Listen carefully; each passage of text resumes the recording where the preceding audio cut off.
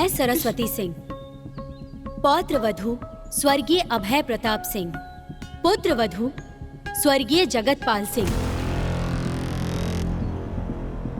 और पत्नी स्वर्गीय आकाश सिंह, आज ये संकल्प लेती हूँ कि मैं अपने कुल की परंपरा को संभाल कर रखूंगी और चुनाव लड़कर इस गांव का प्रतिनिधित्व करूंगी। गांव के सुख, दुख और विकास में अपने दादाजी स्वर्गीय अभय प्रताप सिंह की तरह हमेशा अगली कतार में खड़ी रहूंगी।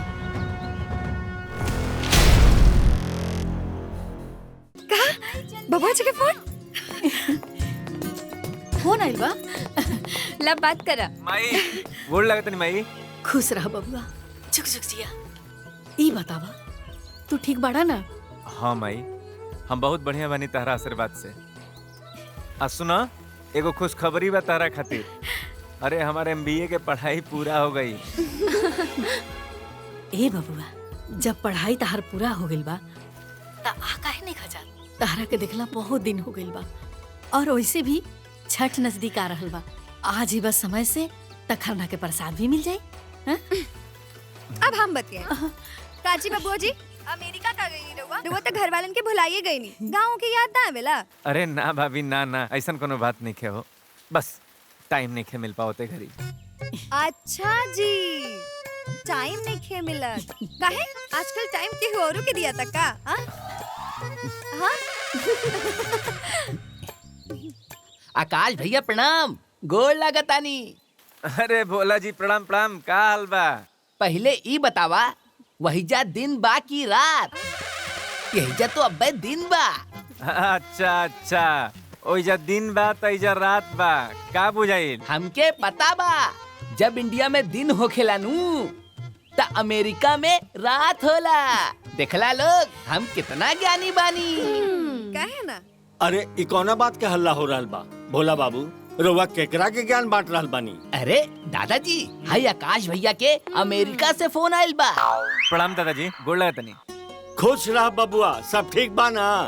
हाँ दादाजी, सब बहुत बढ़िया बा। अच्छा आकाश, अरे जब पढ़ाई लिखाई खत्म हो गइल बा त घरे चलावा, त आके अपना बिजनेस संभाल। हाँ, ताकि हम हूँ तोहार बियाह हुआ करा के निश्चिंत हो जाएं, अपना जिम्मेदारी से मुक्त हो जाएं। अरे तोहार बियाह खातिर ही लइकन वालन सब तक कपारे पर आके बैठल रहलन।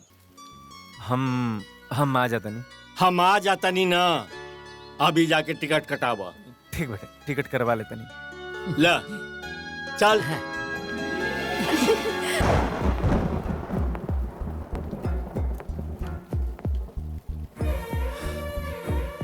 अब का हुई? आई थिंक तोहरा के दादाजी से हमने की शादी के बाद बता देवे के चाहिए। पता ना वो लोग हमने के अपने ही कि ना। सुना ना आकाश, हम तोहर घर वालन से बात करब, काहे कि ये बात कोनो साधारण बात तो नहीं खे। हाँ सरस्वती, इस साधारण बात तो नहीं खे, लेकिन तू चिंता मत कर ले। हम अपन घर वाला लोगन के स्वभाव से खूब बढ़िया से परिचित बनी। तू जैसन सोचा तरू वैसन कुछ नहीं खे, परेशान मत हो ले। हाँ बस थोड़ा सा कठिन हुई दादाजी के समझावत, लेकिन हमरा के विश्वास बेटे, हम तारा अंदर जौन गुण देखले बनी, जौन हमरा दादाजी के हमरा घर वाला लोगन के जैसन गुण चाहत रहे, वो सब हमरा नजर से तारा में बाटे। यही से तो हम तारा के अपनौले बनी। तू बिल्कुल चिंता मत करा, और हम सारा कागजी कार्रवाई कर दिले बनी। तू एगो काम कर ले, तू अपन पैकिंग करा, इंडिया चले के तैयारी कर जाओ।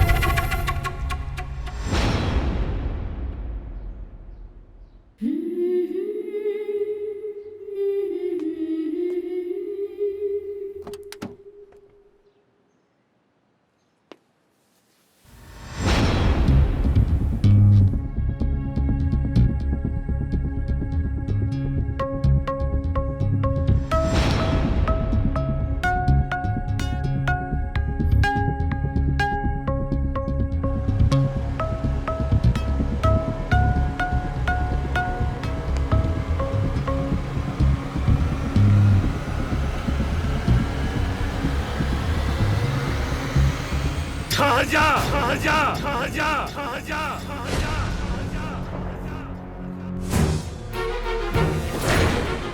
हम तोहरा के अमेरिका पढ़ाई खातिर भेजले रही, यही बात और पढ़ाई जौन काम आज तक पूरा खानदान में ना भइल वो काम तू कर देला, इज्जत माटी में मिला देला। जौन समाज हमरा खानदान से संस्कार और चरित्र के शिक्षा लेत रहे वो हमरा ऊपर कल से उंगली उठाई। तू तो समाज में हमार सिर झुका देला, तोहरा से ऐसा उम्मीद ना रहे। दादाजी बस हमारी 1 मिनट बात तो सुन ली। अब कहे सुने के का बच गई बा।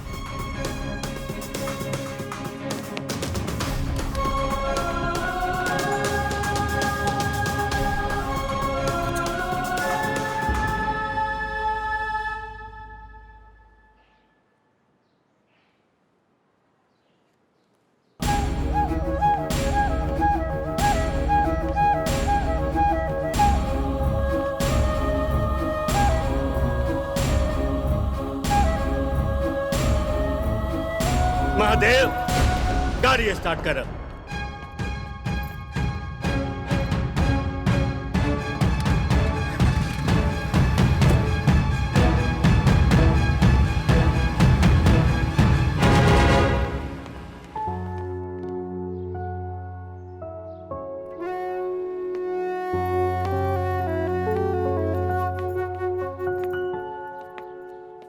ये हमारा माई है।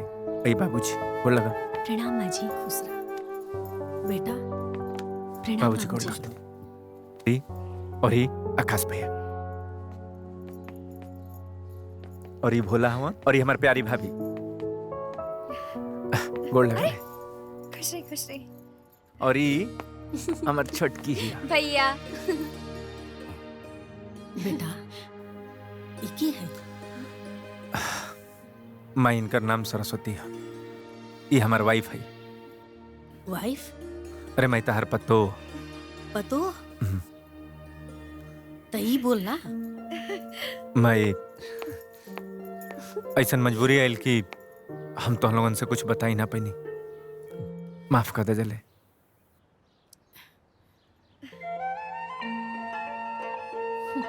चला भैया जॉन भी भइल, भाभी बड़ी नीक बाड़ी।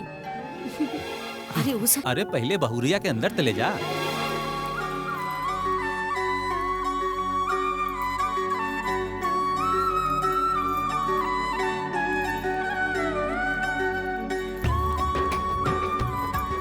आई भाभी एकरा के पैर से मार दी।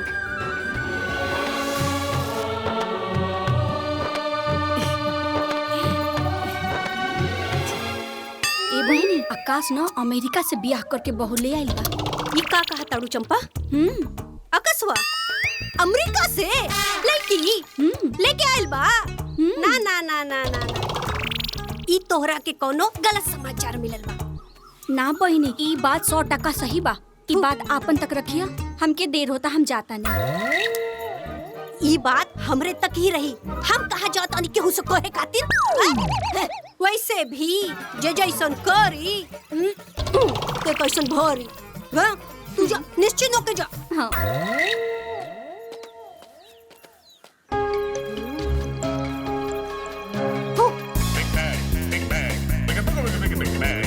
अरे गौरी, अरे सुन, एने आओ। आओ ना। अरे का भइल भौजी, का बात बा? अरे गांव में का हो रहल बा तोहरा के कुछ पता बा? का? ले पूरा गांव जर गइल, अब फुअरा कहे कि लत्ता महकता। अरे तोहरा के कुछ नहीं के पता? ना। ले ऊ जौन मुखिया जी बाड़े ना, हाँ? उनकर छोटका पोतवा ऊ अमेरिका से मेहरारू लेके आइल बाटे। न जाने कौने जात बिरादर के लेके आइल बाटे ई गांव में। अरे भौजी, जमाना कहाँ से कहाँ चल गइल। अब भाई तो जात बिरादरी पटकल बाड़ू। ले पूरा गांव आग लग गई। अरे भाड़ में जाए ऐसा जमाना, आग लागे ऐसा समाज के जे अपन मान सम्मान के ताक पे रख देला।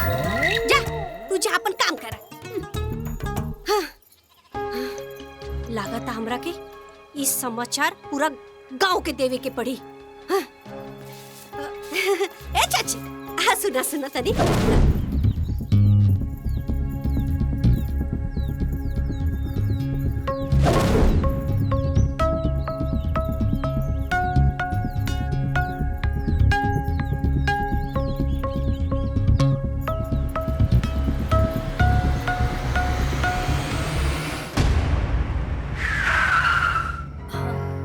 बाबूजी आ गए नी बबुआ। हाँ माई। तू जा जाके तनी बाबूजी से बात कर ला। ठीक बा माई।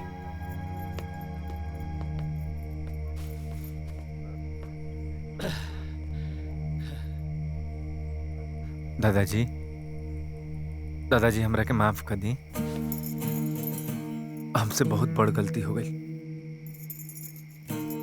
हम खूब बढ़िया से जानते नहीं दादाजी कि जौन गलती के लिए बनी वो माफी के लायक नहीं के। ये आपके वसूल ये परिवार के संस्कार के खिलाफ बाटे। लेकिन हम आपके विश्वास दिलावते हैं दादाजी, विश्वास दिलावते नहीं कि सरस्वती आपके सोच के एकदम प्रतिकूल रहेगा। कहा करती दादाजी, कई बार बतावल चाहनी, कई बार हिम्मत जुटाई नहीं बतावे खातिर। अरे हमरो कोनो मजबूरी रहे ना बता पाऊनी। ऐसा तोहार काम मजबूरी रहे कि तू ये बात अपना परिवार से छिपा लेला। दादाजी जब हम सरस्वती से पहला बार मिलनी उनकरा के जननी, उनकर अंदर जौन गुण रहे हमारा ये बुझाइल कि हमारा दादाजी के बहुत पसंद आई, बहुत बढ़िया लगी। उनकर माई बाबूजी लोग भी तरह से बतियावल चाहत रहलन। लेकिन अचानक एक्सीडेंट हो गई।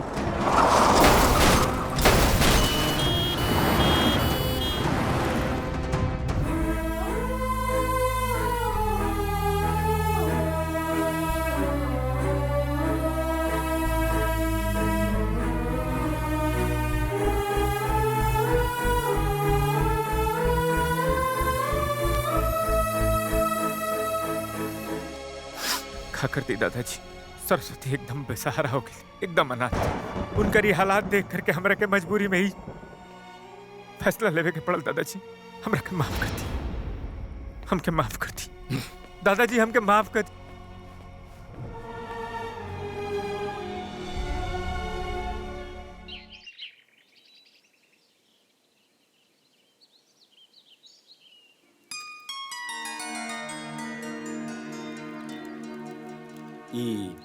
सवेरे सवेरे पूजा के कैलाश, हम तो अभी पूजा करे आ रहल बानी।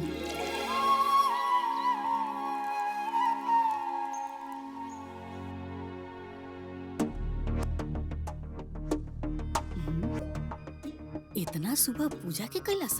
जय ठाकुर जी। बहू, आज बड़ा सवेरे सवेरे तुलसी जी के जल चढ़ा दिलू हा। कहीं जाए के बाका? ना बाबूजी, हमारा नहीं के पता। हम तो अभी जाता नहीं पूजा करे। सब्जी, दाल, रोटी, खीर और खाना कहीं बनेला सा। इतना सुबह कैला सके? हम जाना तानी ई के कैले बा। के कैले बा?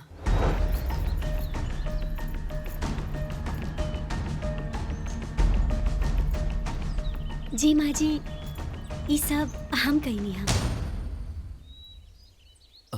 उ का है ना, यहाँ के परंपरा के हिसाब से आज हमार चूल्हा छुआई के रस्म बाना, तो हम सोचनी कि हम खुद ही ये पूरा रस्म कर दी।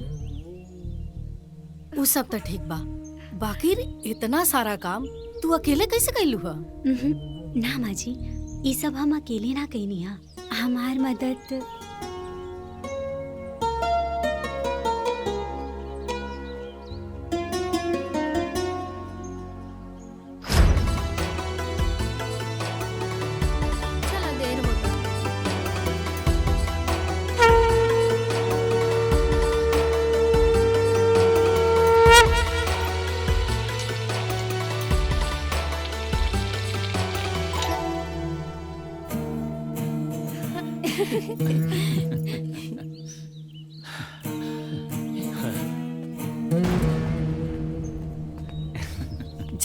जाके दादाजी के मनावा।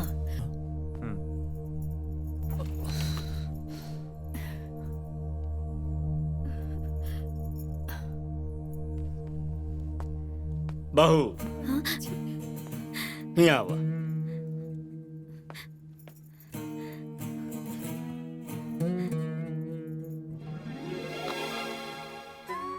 ये तोहार ददिया सास के दिहल हार है, एके उनका आशीर्वाद समझ के पहन लिया। तोहार चूल्हा छुआवन के ई उपहार ला। थैंक यू दादाजी। खुश रह।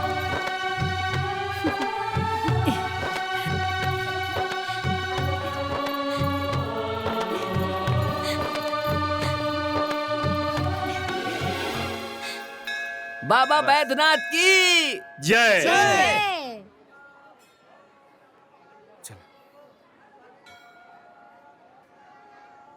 राम राम राम मुखिया राम। का हो भृगु, का हाल बा?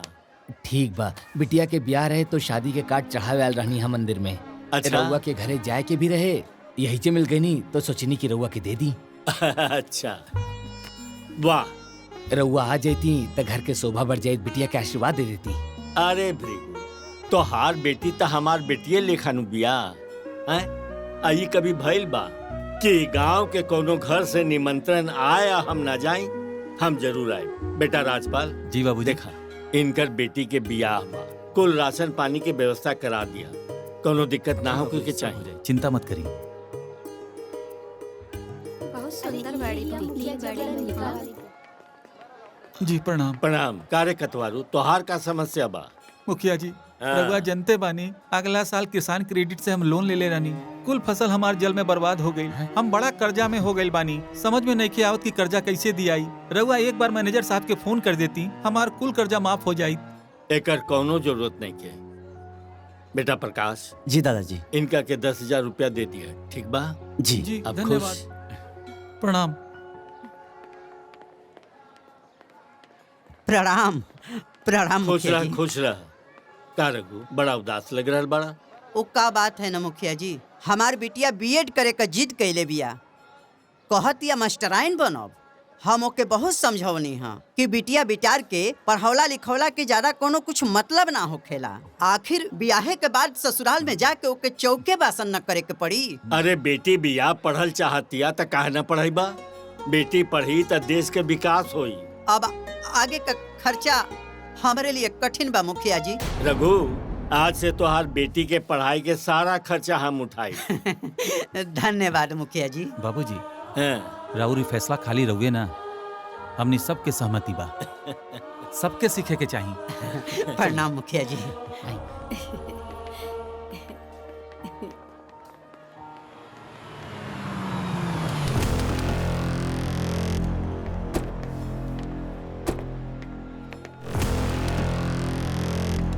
कहो, मुखिया जी का अमेरिका वाली बहुरिया ही है। हाँ हाँ जीजा जी। वो बिना हरदी अमाड़ो के। वाह वाह, मुखिया जी तो पूरा गांव में बड़ा संस्कार बाटले। अपना पोता के घंटा कोनो संस्कार ना डालन। हाँ? ये कहल जाला चिराग तले अंधेरा। अरे जीजा जी, ये बार है मसाला लेके चुनाव में काम आ जाई। अरे भैया, यही बात के मुद्दा उठा के इनका चुनाव में धूल चटा देवे के बा। वैसे भी पूरे गांव जवार में यह चर्चा बा कि अब की हमने चुनाव बम्पर वोट से जीतत बड़ी। और का? देवर जी ना एकदम साचो कहत बाड़े। वैसे भी रउआ 30 साल से तहरते बानी। ए बार ना रउआ चुनाव में जीत जाइब ना त हमार 30 साल के सपना पूरा हो जाई। ये मेहरारू जब बोली तो कुफारे बोली। अरे भाई, का जरूरत रहे बोलेगी कि हम 30 साल से हारत हई। तो चिंता मत करा, भूल मत दी। ये मेरी साला चुनाव हम जीतो, आयन के पटकनी देहब, इनके औकात दिखाई, वो चाहे जैसे साम दाम दंड भेद कुल लगाई। हाँ माई देखा है कुछ छूटल तो ना हो। सब लिख दिलू नो। हाँ। ए भोला भोला, हाँ माई, खेने आव। बस आवतानी। बताई। हाय देखा, हाय सामान के लिस्ट तैयार हो गइल बा। और एको सामान छूटे के ना चाहिए। अरे माई, एको गो सामान ना छूटी। आज जाके नेत नियम से लेके आई है। और हाँ, नहा धो के, ठीक बा? ओहो, हमके सब पता बा। छठ पूजा बहुत ही पवित्र पर्व होखेला। एमे भूल चूक से कौनो गलती ना होके के चाहिए। रउआ हमरा के इतना बुड़बक ना बुझी, हमरे लगे इतना ज्ञान तो बटले बा। हाँ हाँ बिल्कुल, काहे ना, बहुत ज्ञान बा तहरा लगे। रह दी ना माई, हम करता नहीं। हम करत नु। एक काम करा, तू जा रसोई में जाके दाल चढ़ा द, हनो? ठीक ए बुची, जो ना तने भौजी के हाथ बटा दे। ठीक बा माई। जा। माई एगो और ज्ञान के बात कही। ए, रह द, अपन ज्ञान ज्यादा मत बाटा। ए काम करी हले, कल सुबेरे सुबेरे ना ठीक सही समय पे चल जहले बाजारे, बुझाइल? ठीक भैया। का बनाओ तेरे माई? माई हाँ बेटा। कहा सोच में पड़ल पड़ू, कोनो बात बा? अरे ना बेटा, कोनो बात नहीं की। का माई, अब तू हमरा से छुपाईबू, तहरा के देख के पता चल जाता थे। बतलावले का बात बा? देखा बेटा, तहरा तो पते बा, ए घर के परंपरा बा कि कौनो जब पतोह बियाह करके आवेले ना तो छठ उठा लेवेले। बड़की दुल्हन आई रही ता ओही साले छठ उठा लेले रही, लेकिन छोटकी दुल्हन ता अजायदा रहेदा। आ वैसे भी अमेरिका में उनकर पालन पोषण भइल बा, तब उनकरा का पता बा एजा के नियम धर्म आ परंपरा के। माई ऐसन काहे कहा तनी माँ जी? ला आगे। हमके यहाँ के कल्चर के बारे में सब कुछ पता बा, और अगर कुछ थोड़ा बहुत ना भी पता रही ता और फिर रउआ काहे खातिर बानी, रउआ बता देव हमरा के।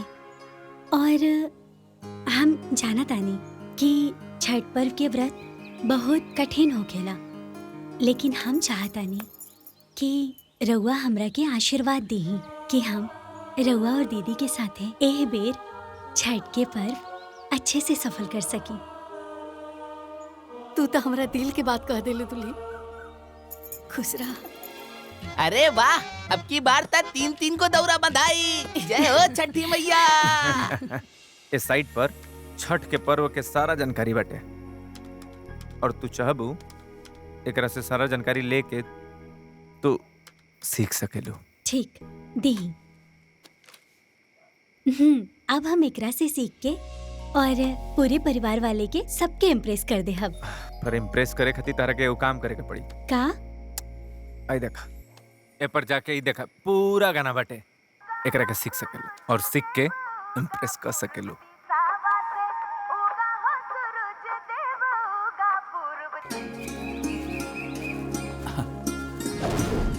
आराम से आराम से। औरो बा लावा ताली। चला चला जल्दी करा। सब कुछ ठीक बा ना?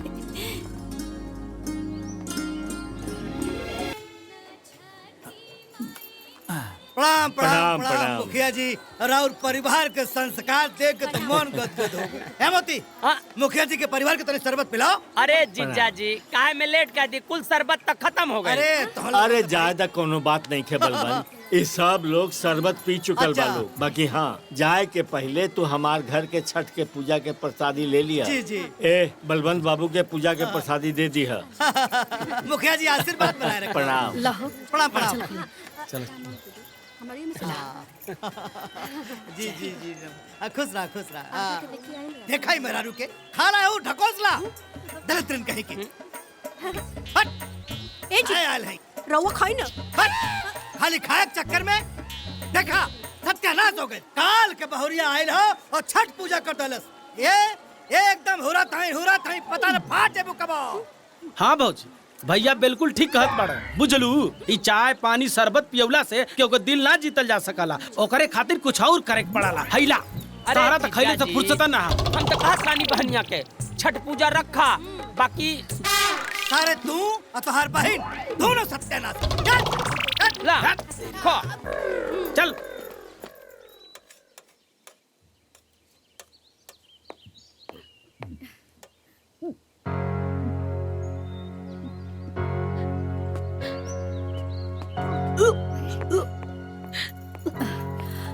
काबिल का भइल दुल्हन, तबीयत तो ठीक बा? ओ दीदी, हम अरे ये तो बहुत खुशी की बात बा। बाबूजी, पापा, हमने घर में एगो नया मेहमान आए वाला बा। गा अरे अरे खानदान खातिर सबसे बड़ खुशखबरी बा। तू लोग एक काम कर, बहुरिया के कोनो काम मत करे दिया। हाँ, अरे घर में इतना मेहरारू तू लोग बाड़ू, घर संभाल लिया और उनकर विशेष ख्याल रखिया। दादाजी बिल्कुल सही कहत बाड़े। देखा तुहार जिम्मेदारी बहुत बढ़ गई बटे। बहू के कोनो दिक्कत ना होके के चाहिए। ना होके दे, बिल्कुल। अरे आकाश। हाँ भाजी। बेटा हम चाहतनी कि तू बहू के लेके डॉक्टर लगे जा। हाँ। और डॉक्टर से तनी राय मशवरा भी ले ला। ठीक है बाबूजी। हाँ। दादाजी अब तो हम चाचा बन जाए ना।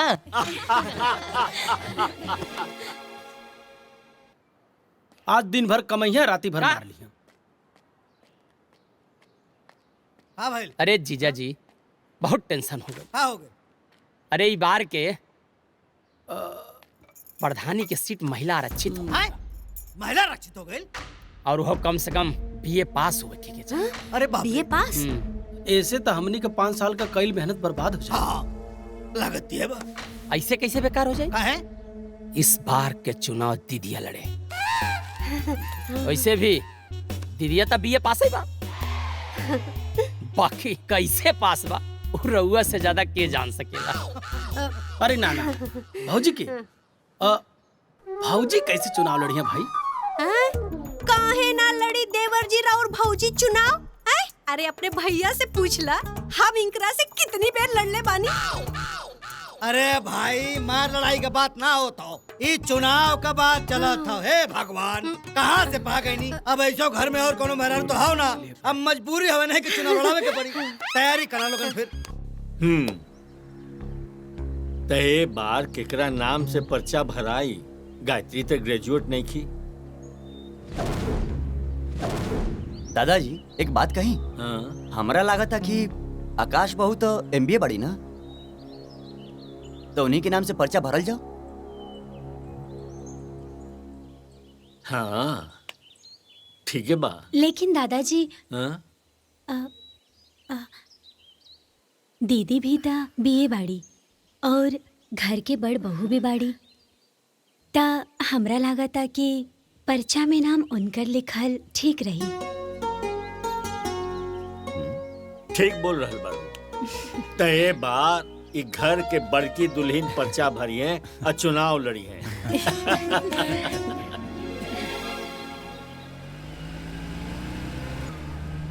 आज सूरज पूरब की जगह पश्चिम से उगा था। वो देखा क्या हुआ था? ये तो बलवंत सिंह था। अरे तब बेमतलब के अपन बुखारो ना दिलन, जरूर कोनो मतलब है। प्रणाम मुखिया जी। प्रणाम प्रणाम। का समाचार बा? सब आशीर्वाद बा आपके। प्रणाम प्रणाम प्रणाम प्रणाम। कैसे कैसे अइला हा? अरे अब मुखिया जी दरअसल बात यह है कि हमार पत्नी फूलमती प्रधानी को चुनाव लड़ल चाहतनी और ये रहुआ आशीर्वाद बगैर मुमकिन नहीं खे। अब रहुआ तो 30 साल से प्रधान बटले बनी। अब ए बेरी कहा हो कि जो प्रधानी के चुनाव हो वो हो गई महिला सीट। हाँ तो हम चाहता नहीं कि अगर रहुआ आशीर्वाद दे देती तो हमार पत्नी फूलमती प्रधान बन जाती, बना दी। आशीर्वाद ला। कहानी काय मारतानी? हाँ ठीक बा ठीक बा ठीक बा। सुना घर में जाके तनी भौजी का आशीर्वाद ले ला। हाँ, अच्छा। जा जा। छोटकी दुल्हन के अइला से घर में रौनक आ गइल बा। घर अब भरल भरल लागता। सच कहनी है माँ जी, अच्छा लगा था। प्रणाम दीदी। अरे फूलमती खुश रहा खुश रहा। आओ बैठा। राधा राधा। अरे खुश रहा खुश रहा। प्रणाम चाची। अरे खुश रहा खुश रहा। कहाँ रहलू हा? तू तो दिखाइए ना देत रहलू हा। तू तो एकदम गुलरी के फूले हो गई बड़ी। अब कहा बताई दीदी, इनकरा से छुट्टी मिली तब ना यहाँ वहाँ जाए के मिली। अरे ई त हमरा के प्रधानी लड़े के भइल तब हम यहाँ आ गई नी। मोती के जीजा कहलन है कि जा सब केहू के आशीर्वाद लेला। ए नाते आशीर्वाद लेवे आ गई नी दीदी। ठीक कैलू हा। अच्छा दीदी, हाँ? और अमेरिका वाली बहुरिया नजर नहीं खियावत कहवा बाड़ी? अपना कमरा में हुई है, बुला देता नहीं। ए छोटकी दुल्हन, छोटकी जी माँ जी। देखा तारा से केहू मिले आइल बा हो। आवतरी। हाँ।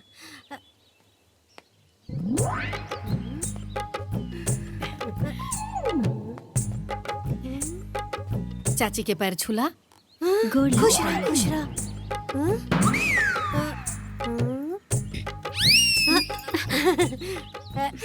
बहुरिया तो बड़ी लंबी बिया। ए बहुरिया, अमेरिका में सब केहू लंबे लंबे होला का? हमरा मोती खातिर भी ऐसे ही बहुरिया खोजिया, तबे निमन रही।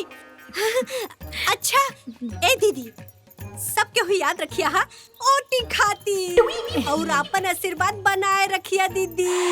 है अच्छा हम जाता नहीं। प्रणाम प्रणाम चाची। खुश रह खुश रह। अरे खुश रह खुश रह। रवा लोग चाहते तो भर के निकल जाए। आ गेलू। हाँ मुखिया जी बस आशीर्वाद बनाए रखो। प्रणाम प्रणाम। तनी देखिया ध्यान रखिया लोगन। हाँ अब आओ चला चला चला आवा लोग। हाँ आवा भाई घुस। हाय देखा देखा सारा बा। ए देख देख फोन लगाओ, तुम्हार भाई अबले आइल ना। फोन क्या लगाई भैया भाभी आगे लन जा। बबुआ डॉक्टर का कलस हो? माई हाँ बहुत खुशी की बात बा। निर्मला भी एगो खुशखबरी बा। का तेरा मतलब भैया? अरे अब तक खाली पापा ना, चाचा बने वाला भी बड़ा। कहाँ बात करते रहा? जियत रहा। ए माई मान तेरे कि ना कि हम कितना लकी ए चुप, तू का लकी बड़ा? लकी तो बिया हमार पतो सरस्वती कि जेकर गोड़ हमार घर में पड़ल, तबे से तो शुभ ही शुभ होता। धन्य हो प्रभु, हमरा के ऐसा मौका देला कि एक साथ दूधू को पोता खिलाई। एगो हे कांधे पे, एगो हे कांधे पे। बुझाइल नु? बुझा गइल। अब सुना लो, अब ना हमार दोनों पतोह के गोद भराई हम एके दिन एके साथ करब। ये सही रहेगा। अरे ये तो बहुत बड़ खुशखबरी बा। हम जाता नहीं दादाजी के बतावे। जो जो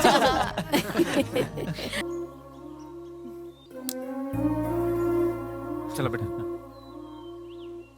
चलो अभी सब पूजा पाठ हो गई तब बैठा लो पर्चा भरे के बाद। दादाजी 1 मिनट, हम थाली रखते हाँ ठीक बात तू रख क्या बैठा लो। चला चला भाभी। ए आवा जल्दी।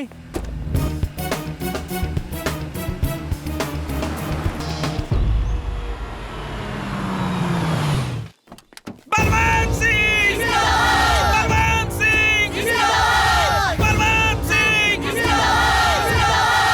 फूलमती देवी! फूलमती देवी! बलवान सिंह! बलवान सिंह! अरे क्या करता है? बलवान सिंह! तो हम लोगों के जुनून देख के हमारा विश्वास हो गई कि हम जीत गए नहीं। हम जीत रहल बानी। बस ठीक बा, अब फूलमती जी के अंदर लेके जाता नहीं, नामांकन करे। आप लोग शांति बनाए रखिए, अपन जलवायु से बरकरार रखिए। ठीक बा, धन्यवाद। हर हर महादेव। हर हर महादेव।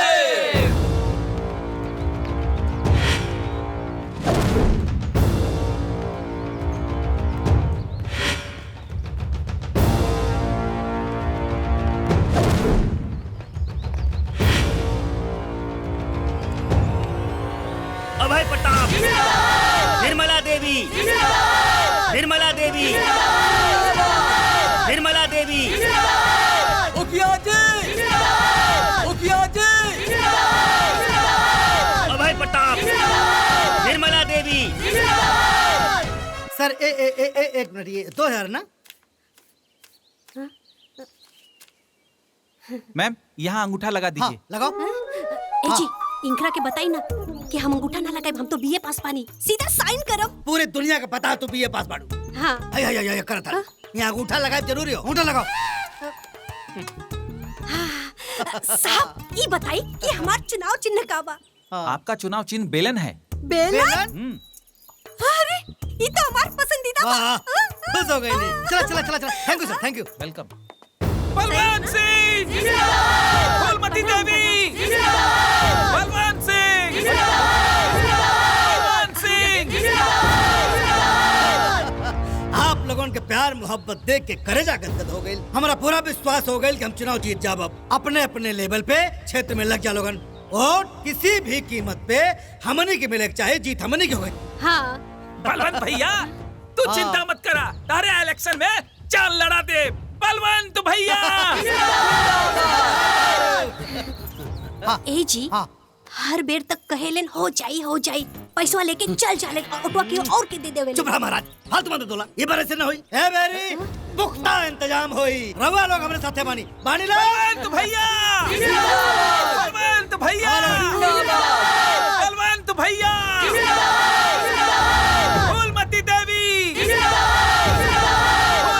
बाबूजी, हम चाहत रही कि छोटकी दुल्हन के अपना माई से मिलवा दी। बड़की दुल्हन तो हमारा माई से मिलिए ले बाड़ी, त छोटकी भी हमारा माई से मिल लेती त ननिया सास के साड़ी पहनावे के रस्म भी पूरा हो जाई। अरे तो इमे कहे के का बात बा? तू काल आकाश के या दुल्हन के लेके नैहर चल जा। दादाजी हम का कहत रहनी है? काल जाइल तो संभव नहीं है। एक खातिर के चुनाव सर पर बटे आ काम भी बहुत ज्यादा बा। आकाश बिल्कुल ठीक कहा था। चुनाव के टाइम में केहू के गल संभव नहीं है।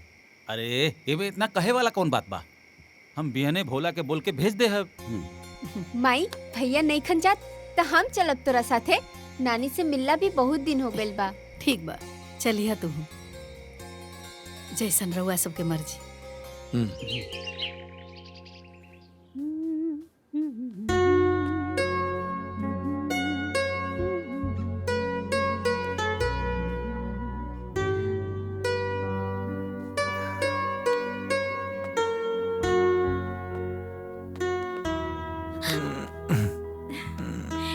ही का करत हनी? हम तारा के प्यार करतनी। अच्छा, तू कितना खूबसूरत लगत रहो, बहुत सुंदर। अच्छा मतलब हम आज ही खूबसूरत लाग रहल बानी? अरे रोज ना लागे नी का? हमार मतलब ये नहीं है तू हमरा के रोज सुंदर लगेलू, लेकिन आज कुछ ज्यादा लगत रहो। हम सब जानतानी। शादी के बाद पहली बार हम रुआ से दूर जातानी, यही से हमरा के मक्खन लगावतानी। बात तो तू सही कहत रहो, लेकिन सच बतलाई, अगर हमार बस चलित ना, तारा के हम अपना आँखी से एक मिनट खातिर भी, एक क्षण खातिर भी दूर ना होके देती, बुझाई?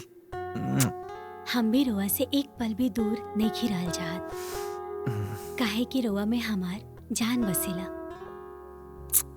अगर ये जान चल जाई तब? धत, अरे ऐसन बात ना बोले के चाहिए। भगवान ना करे रुआ की कुछ हो जाए। अच्छा ठीक बा, हम मजाक करत रहनी। ताकि एगो बात बताई का? अब तू ना अकेले नहीं खो, अब तू दूगो हो गई बड़ो, कहे कि अपन ख्याल रखे के पड़ी।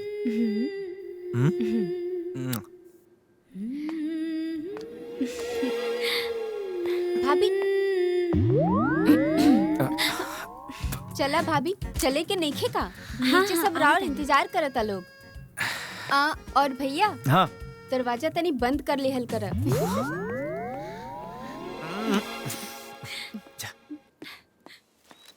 मम्मी जी, हाँ, साड़ी कपड़ा सब कुछ हम गाड़ी में रखवा देले बानी, बस रुआ आराम से जाएं। ठीक बा? ठीक बा। सदा सुहागन रहा, है ना? जी हाँ। माई भाभी आवतारी। हाँ ठीक। और सुना, हाँ? भोलवा घर पे ना रही, ऐसे सही सांझ दरवाजा बंद कर लिया। ठीक से रहिया, हमरा चिंता लगा रही। ना माँ जी, चिंता मत करी, हम बंद कर ले। ठीक बा। जी माँ जी। चला हो। अरे ना ना ना ना, सदा सुहागन रहा, खुश रहा। इतने दिन में तरह से ऐसा दिल लागल बा, ऐसा बुझाता कि कौनो जन्म में हमने के बहन रहनी जा। हमरो भी ऐसा नहीं लागेला। अरे भाई, सब बतिया तू लोग ऐजे बतिया लेबू कि कुछ ओइजा खातिर भी छोड़बू? जी बाबूजी। अपन जोन विपक्षी बानू, ओके इतना हल्का में मत लिया बेटा। खुश रहा, खुश रहा, खुश रहा। ठीक से जइहा लोग। हाँ। चला। काहे कि वो लोग चुनाव जीते खातिर कोई भी पत्र आजमा सकेले। हाँ, ठीक ही कह रहा नहीं। अरे जाई जाई, लेट हो जाए, जाए। नानी घरे पहुंच के फोन कर दिया और लौटत समय मामा के बोल के धनी राम की इमरती 2 किलो बंधवाई लिया। भैया, 2 किलो मिठाई में का हुई? तू ही बताओ, इतना बड़ परिवार बटे, माई तू 5 किलो लिए है। अरे बैठे जा, आराम से जइहा। हाँ भाई, अरे खाली हम ही आई कि तू आईबा अपना जीजा जी से मिले। ए दीदिया, तारा तो पता बाना कि हमार काम कैसन बा। अब तो इहो मालूम बा कि माइयो के बीजा हो गइल बा और ललिता के भी बीजा होइए गइल बा। अब साल भर बादे इंडिया आवे के मौका लागी और तबे तारा से भेंट होई। मामा, हाँ अब की अइहा तो हमरा खातिर एगो नया मोबाइल ले ले अइहा। अरे काहे ना हमार भगनी, तारा खातिर एकदम नया मोबाइल लेके आई बबकी। अरे मामा, हमरा खातिर का लइबा? अरे भोला, तारो खातिर कुछ ना कुछ लेके आई। अरे दुल्हन आ गेली, आवा दुल्हन आवा। दूधो नहा पूतो फला। ए बेटा, जैसन नाम वैसने गुण बा तहरा में। तहरा के देख के हमार करेजा जुड़ा गई। ठीक बा माई, चल तानी, तू अपन ख्याल रखिया। अच्छा से रहिया। चला आवा।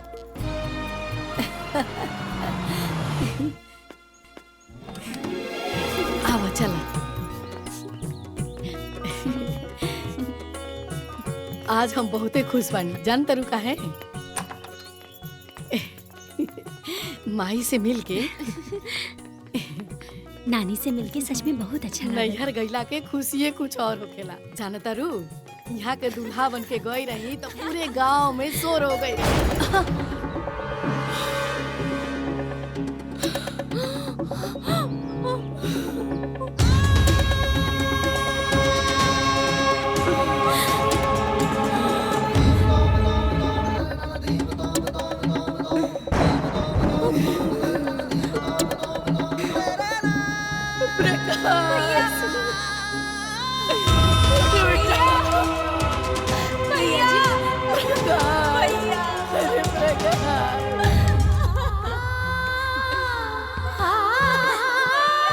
उठी ना।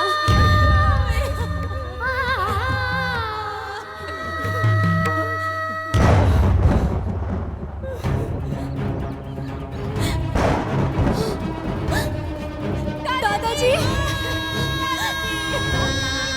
दादाजी।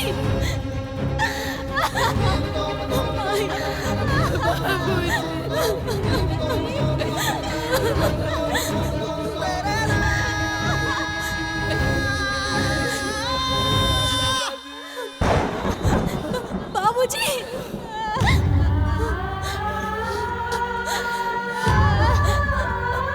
बाबूजी।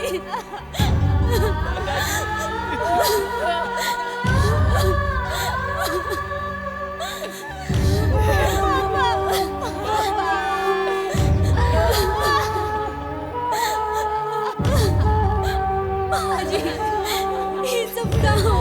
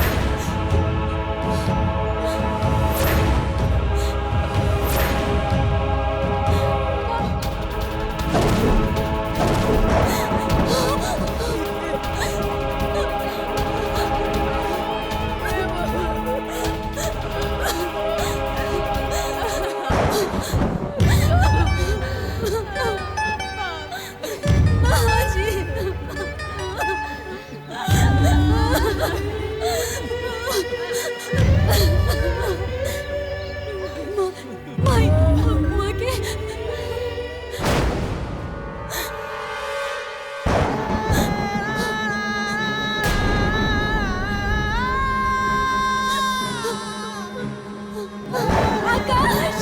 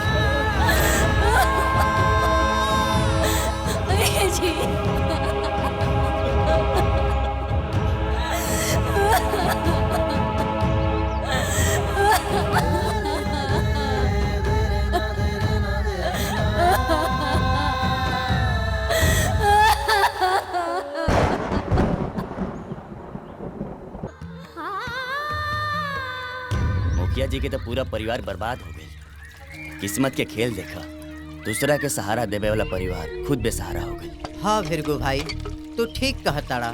ई घटना पूरे गांव के दहला देहलस। अब चुनाव के का होई? उनकर बड़की पतोहिया भी चुनाव लड़े वाला रहले, वो तो ना बचले। हाँ, छोटकी बहुरिया ना कुल गुड़री निकललस। ऐसे ना हा बड़की के नाम से चुनाव के पर्चा भरा गेल रहे। त का होई बहनी? जवन भगवान चाहिए वह होई। अब इलेक्शनवा का होई? तो के का लगता बहन?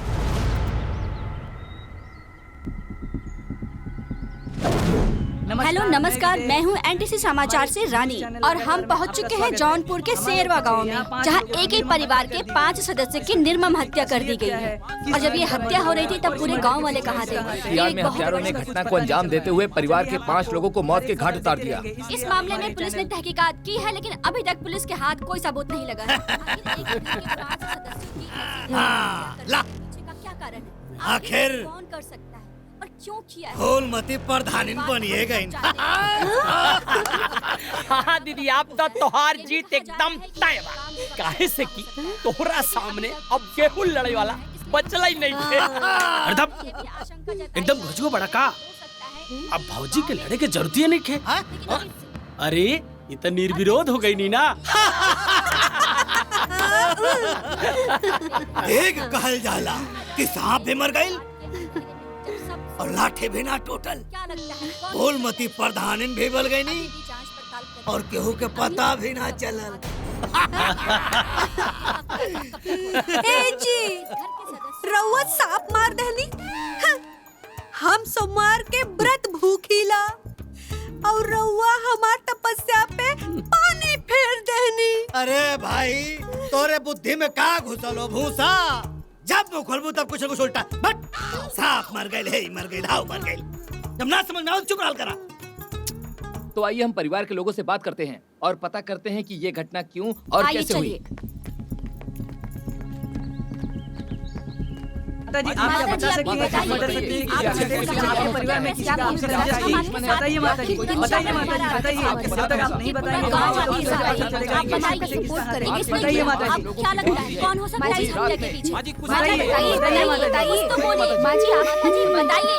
आप बिल्कुल डरिए मत, बताइए किसने किया। हम आपके साथ हैं। कुछ तो बोलिए, कुछ तो जवाब दीजिए। बोलिए माताजी, माताजी बोलिए, बोलिए माताजी, हम आपके साथ हैं। क्या इसका अंदेशा आपको पहले से था? कहीं ऐसा नहीं है चुनाव की वजह से हुआ हो? कहिए माताजी।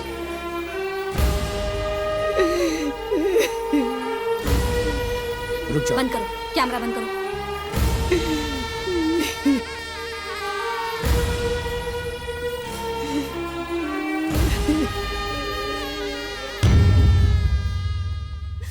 रुकिए रुकिए रुकिए रुकिए रुकिए।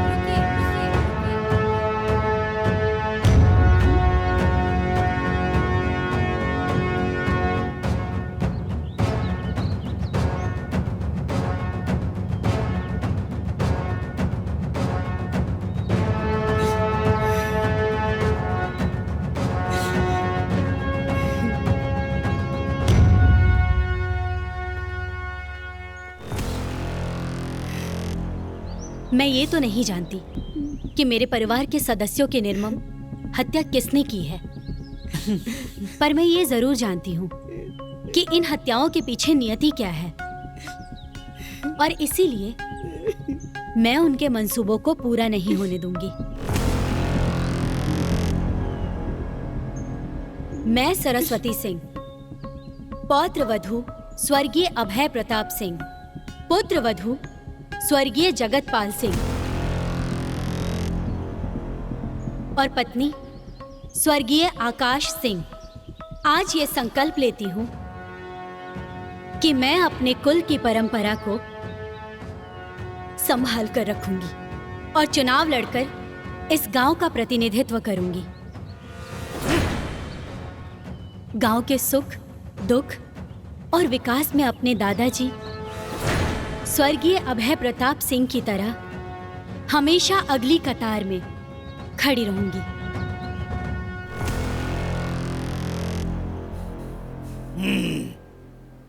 लागत है कि परिवार के 5 लोगों की हत्या के बाद एक दिमाग फ्यूज हो गए।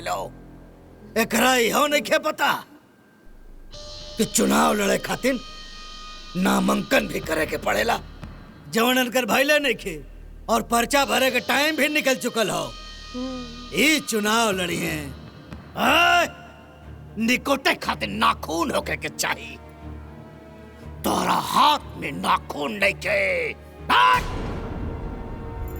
ए जी, सरस्वतिया के हाथ में नाखून नहीं खे का? चुप!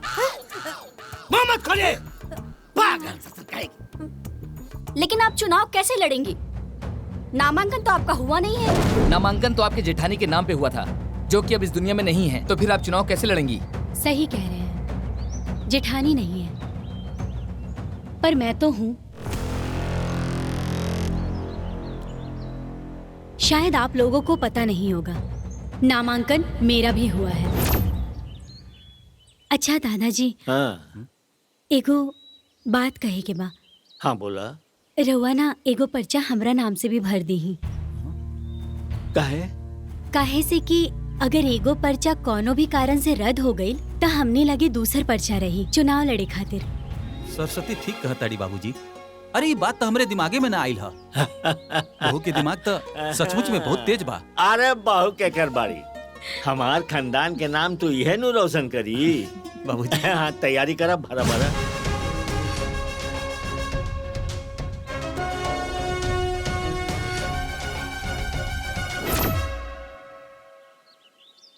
तब तो आप चुनाव लड़ सकती हैं। जी हाँ जरूर, मैं लड़ूंगी और मेरा चुनाव चिन्ह रहेगा किताब।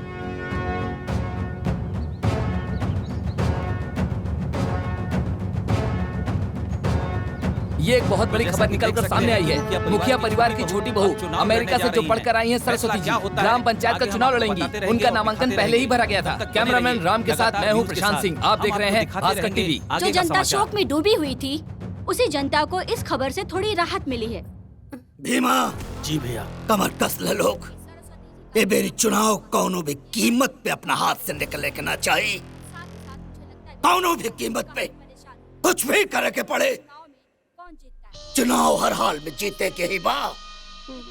अगर इनका चुनाव चिन्ह किताब हो तो किताब ताक पे ही रखा रह जाएगा चाहिए। आप चिंता ना करी भैया, हम बानी ना, रहुआ टेंशन मत ली। हमनी के ना साफ संभाल लिया जाई। प्रधान तो हमार दीदी ही बनी, चाहे निर्विरोध और चाहे जीत के। सुनतनी मुखिया का पतो चुनाव लड़ा तड़ी। अरे वो अकेले कहाँ जाइए वोट मांगे? मुखिया जी होकता तो संभाल लेता। अरे ऐसन कोनो बात ना है, बहुरिया तो पढ़ल लिखल बाड़ी, वो विदेश से सब संभाल ली है। घर में इतना बड़ा कांड हो गई और उनके चुनाव की पड़ल बा। हमके तो लागत उनके गोड़वे ठीक नहीं खे।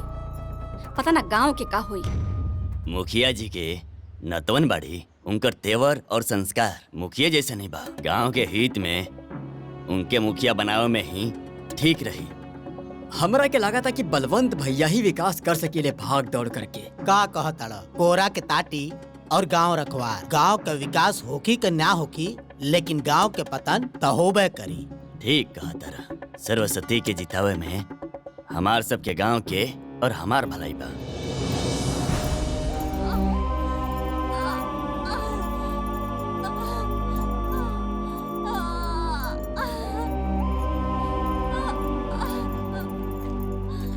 का भइल? ई दर्द से यहाँ तड़पत बाड़ी और रउआ लोग देख रहल बानी। कम से कम इनकरा के हॉस्पिटल ते लेके जाई। के लेके जाई? इनका मर्द परदेश में बड़े। इनकर एगो सास बाड़ी जौन खटिया पे पड़ल बाड़ी और पड़ोस में कोनो मौका पे मर्द ही नहीं खे। भोला जा गाड़ी लेके आवा। हाँ। चल। अरे बेटी तू मत उठावा, तारे पेट में खुदे बच्चा हा। परेशान हो जाइबू तू। रउआ चिंता मत करी, फिलहाल जेकरा दर्द बा ओकरा संभालल जरूरी बा। सही कहा तारू। जॉन होके के होई उ देखल जाई। फिलहाल इनका के हॉस्पिटल ले गल ज्यादा जरूरी बा। मैडम आगे गाड़ी। चल आराम से, आराम से जाइए, आराम से। देख आई आई आई चली। सब ठीक हो जाए। चल आराम से। हे भगवान सब ठीक करब। फूलमती देवी, फूलमती देवी, बलवंत भैया, बलवंत भैया। बस बस बस बस बस बस। देखा ई गांव के मुखिया जी तोहन लोगन के लूटत हवे। कुछ काम धाम कैलन ना। अब की बेरी हमारे मेहरारू फूलमती के जितावा लोगन। गांव के खड़ंजा, नाली, मिडवाइफ सेंटर, शौचालय, आवास सब काम हम करवा दे। ठीक बा नू? हाँ ठीक बा, ठीक गांव बा। के विकास खातिर चुनाव चैन बलवंत भैया, बलवंत भैया, बलवंत भैया, बलवंत भैया। अरे पीछे हटा, पीछे हटा।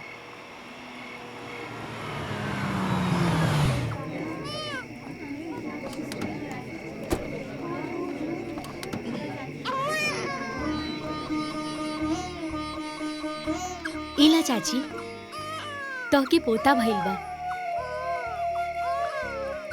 और जच्चा बच्चा दोनों स्वस्थ बा। अब बस ख्याल रखे के पड़ी दोनों के। बेटी भगवान तारा के खूब खुश रखस। तू खूब खुश रहा। तहरो भी एगो सुंदर लाल होखी बेटी।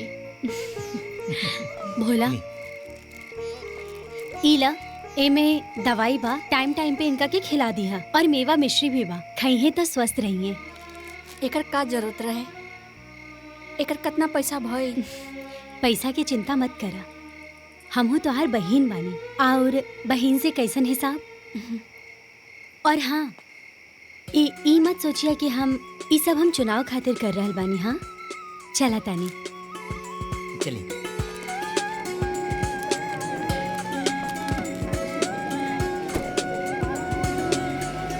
प्रधानी चुनाव के लिए गांव में बहुत ही गर्मा गर्मी चल रही है। दोनों पक्ष अपने अपने तरीके से प्रचार प्रसार में लगे हुए हैं।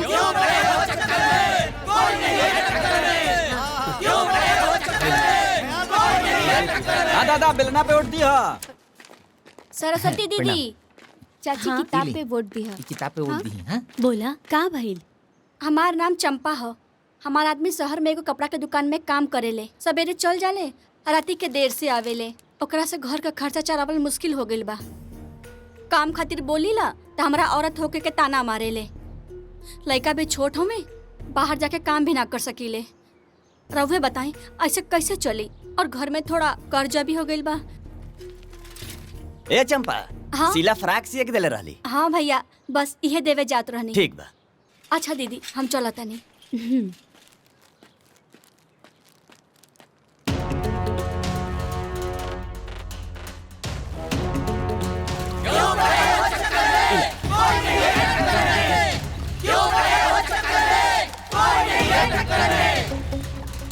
हम खाना बनावे के अलावा और का कर सकीला मैडम?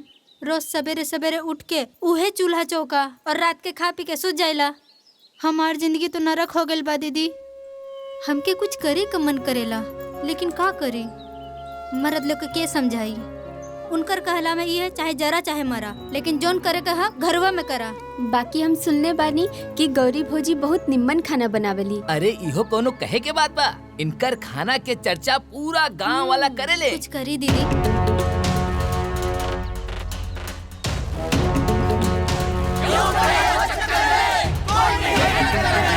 फूलमती देवी, फूलमती देवी।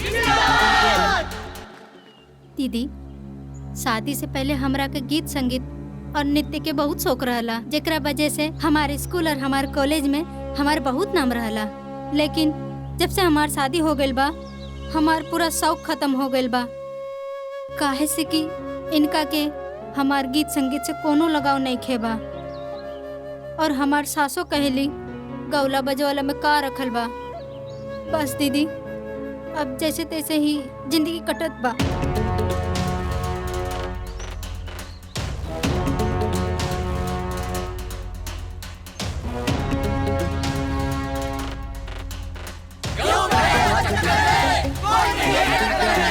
फूलमती देवी, फूलमती देवी।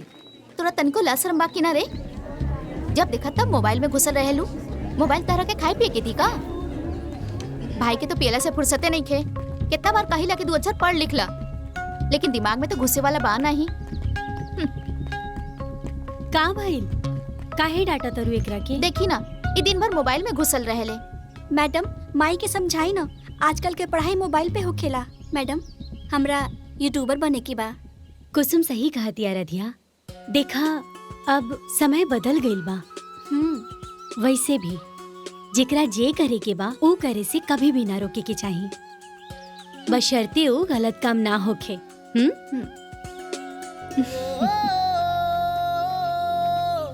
पंख नए हैं, नया आसमां, अब है नई उड़ान। सभे आज जे यहाँ मौजूद है उस सब लोगन के हम प्रणाम करतानी।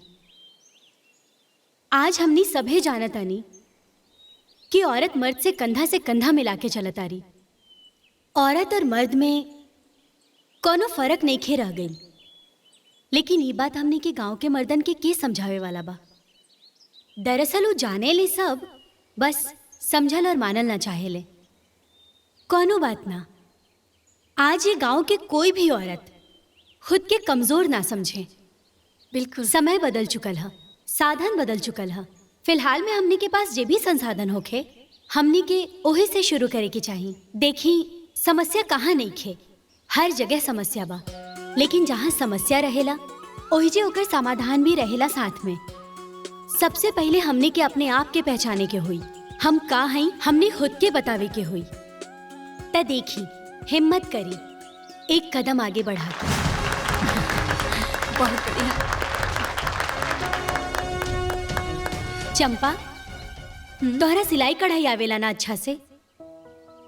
त तू एगो काम करा ना, गांव के बाकी औरत लोग जिनके सिलाई कढ़ाई में रुचि होखे उनके सिलाई कढ़ाई सिखावा और अपना घर से ही कपड़ा बनावा, खुद के रोजगार चालू करा। जी दीदी। गौरी, तू बहुत अच्छा खाना बनावेलू। तोहरा खाना बनावल पसंद भी है। बहुत से लोग हुई हैं जिनका खाना बनावल पसंद भी है पर शायद अच्छा ना बनावत हुई हैं। ता उनके सिखावा, उस सबके इकट्ठा करा और आपन लघु उद्योग शुरू करा, जैसे अचार, पापड़, मुरब्बा, ये सब घर से ही बनावा। तू बनावा और ओकरा के बाजार में बेच दा। एकदम सही। एमे आप सबके पति भी आपकी मदद करी है। कोकिला, तू तब पढ़ल लिखल हऊ ना? काहे से कि तू पढ़ल लिखल हऊ त तहरा से कुछ उम्मीद जागल है। तू अपन गांव के बच्चन के पढ़ावा, घर से ही ट्यूशन पढ़ावल शुरू करा और साथ ही बच्चन के संगीत सिखावा, ठीक है? हाँ दीदी। कुसुम, तोहरा मोबाइल के बहुत नॉलेज है ना? त एगो काम कर, तू आपन भी चैनल बनावा और बाकी लोग के भी चैनल बनावा और उस सब के तू ही मैनेज करा। सब मिल के आगे बढ़ा।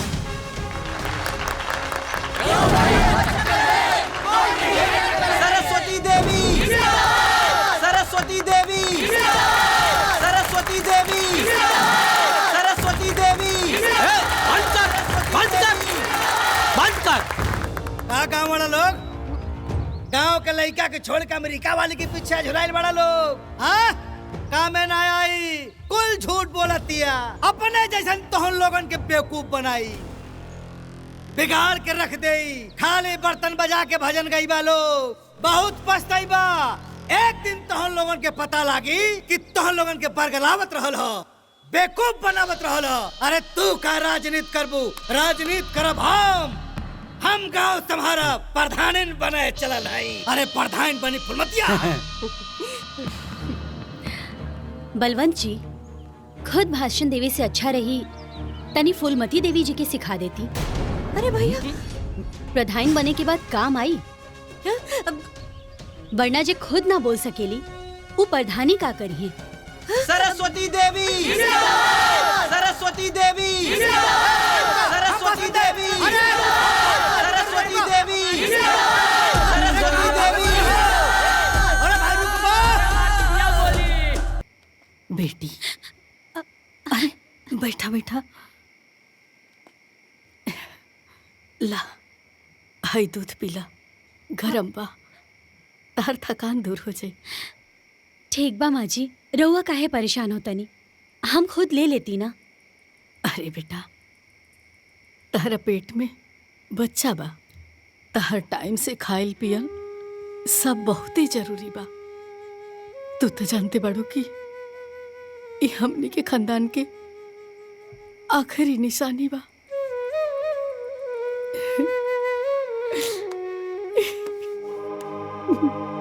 माँ जी, धैर्य रखी माँ जी, सब ठीक हो जाए। भगवान पे भरोसा रखी।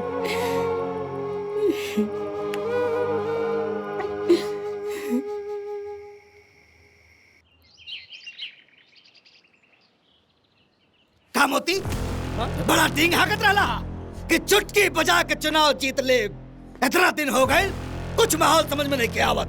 ना ना जीजा जी, माहौल तो खूब बनल बा। घंटा बनल बा, माहौल बनल बा, माहौल बनल। देखत है कितना माहौल बनल बा। अरे रउआ भी ना फटाक से गुस्सा जाला। अरे आपन केवल औरतन में पकड़ नहीं हो पावता, उस सरस्वतिया औरत के फायदा उठावता। असल बात ये है भैया कि महिला होखले का भरपूर फायदा उठावत है सरस्वतिया। तो असली बात ही है। हाँ, तो एक काम करा लोगन, आगे से जितनी भी जनसभा हुई, हर जनसभा में फूलमती के ले चला। जितनी औरत बानी सबके सब फूलमती से प्रभावित हो जाए। ठीक बा? वाह भैया वाह, एकदम रौला मचा दी है कि अब देखे कि होई का होता। का हो खदेरू? प्रणाम भैया, बैठिए। और हो नंदलाल? बैठल जा बैठल जा। और बताओ भाई, बढ़िया, तुम बढ़िया, लोगन के गांव में सब ठीक ठाक चला था नु? हाँ हम लोग तो ठीक बानी। आपन बताइए भैया जी। आपन का बताई, आपन तो जनता बड़ा नु कि चुनाव में हमार पत्नी फूलमती खड़ी बनी। बस अभी जान ला भैया कि चाहे जैसे ताकत लगाता, जीत हमरे होके के चाहिए। अरे ये कोनो काहे वाली बात बा? भला रउआ के छोड़ के हम सब लोग कहाँ जावल जाए? अरे बहुत बढ़िया। एक बात बतावा भाई साहब लोगन, अगर हमरे भैया के छोड़ दिहल जा तो पूरा गांव जवार में क्या वैसन लीडर मिली? आए अभी लंदन से आयल बाटी, लंदन अमेरिका से बहुरिया, पूरा गांव फुदकत बाटी। ई तोहर लोगन का नेतृत्व कर पहिया 5 साल। पागल बड़े, पागल बड़े। एगो बात बताओ भैया, जे अपन घर परिवार ना संभाल पावत हो, वो गांव के मेहरारू के संभारी? हम तो के बताई, सतर्क रहा लोगन। हमारा तो साजिश लगा था, तो लोग संभर जा, ना तो वो मेहरारू गांव के सब मेहरारू के चौपट कर दे। हाँ ए जी, हाँ, तू कोनो जादू करनी बिया का जे रउआ सब केहू के समझा रहल बानी? फूलमती, जब तोहरे कुछ समझ में ना आवेला तक काहे मुंह खोले लू आपन? चुप रहो, हमन बतियावत तानी। हाँ तो भाई, हम जवन कहत तानी तवन समझ रहल बाड़ा नु? हाँ खूब समझ रहल बानी। हम लोगन के सोच समझ के ही आगे कदम उठावे के पड़ी। हे भैया, हम तो बहनियौरे आइल बानी। ये हमार जिज्जा, हमार जिज्जी। हमका तो ज्यादा ना पता बा, लेकिन इतना जानत है, जब से उ लड़की घरे आइल बा, अपन पूरा घर खा ले गई। हाँ देखा, हमका बहुत डर लागता। अब ओकर नजर जौन में ना पूरा गांव पे पड़ा बा। बचिया भैया, ना तो पूरा गांव वीरान हो जाई। ना हम ही ना होके देव, रउआ निश्चिंत रही। हम लोग बलवंत बाबू के साथे बानी। वाह, जीत इन्हीं के होई। अरे एकदम। तो हम लोगन समझदार हवा, गांव के प्रगति खातिर आपन जिम्मेदारी समझा और चुपचाप सबके समझा दा भैया। ठीक बा? और बाकी कोनो चीज को कमी होई तो हम माने लूं भैया। आराम से, आराम जिंदाबाद। से, पूरा गांव सुन ले। पूरा गांव में माहौल बनाओ। जब जाके सबके बता दो। ठीक बा?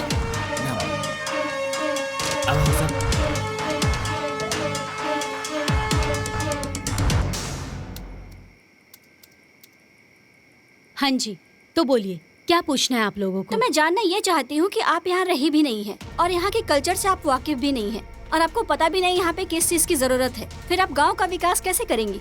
देखिए, जैसा आप सोच रही हैं वैसा बिल्कुल भी नहीं है। आजकल जमाना बहुत ही ज्यादा टेक्नोलॉजी के मामले में आगे बढ़ चुका है। नेट पे किसी भी तरह का कोई भी आंकड़ा निकालना बहुत इजी होता है। भोला, आंकड़ा दिखाओ। ये लीजिए, ये रहे हमारे गांव के आंकड़े।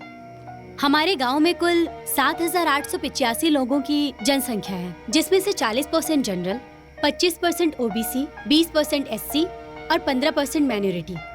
मुझे पता है कि मेरे गांव में सबसे ज्यादा किस चीज की आवश्यकता है। फिलहाल में हमारे गांव में मूल रूप से जो सबसे ज्यादा जरूरी है वो है महिलाओं का रोजगार और शिक्षा एवं कृषियों को अच्छी व्यवस्था की जरूरत है और कुछ लोगों को आवास और शौचालय की भी जरूरत है।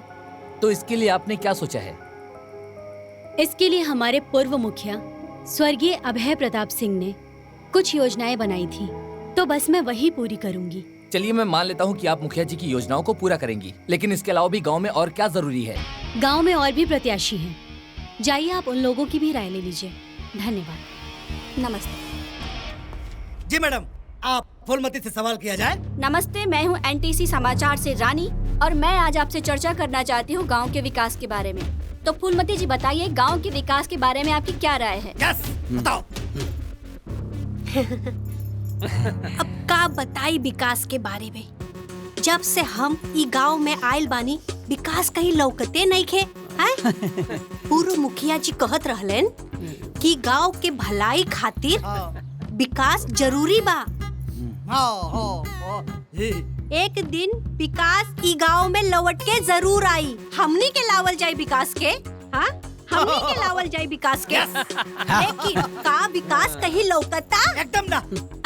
नानू आ गल विकास ना आइल ना। अरे कैसे आई? जब से हमार बिया टूट गई ओकरा से, उ जाके अपने भाई के ससुरारी बैठल बा।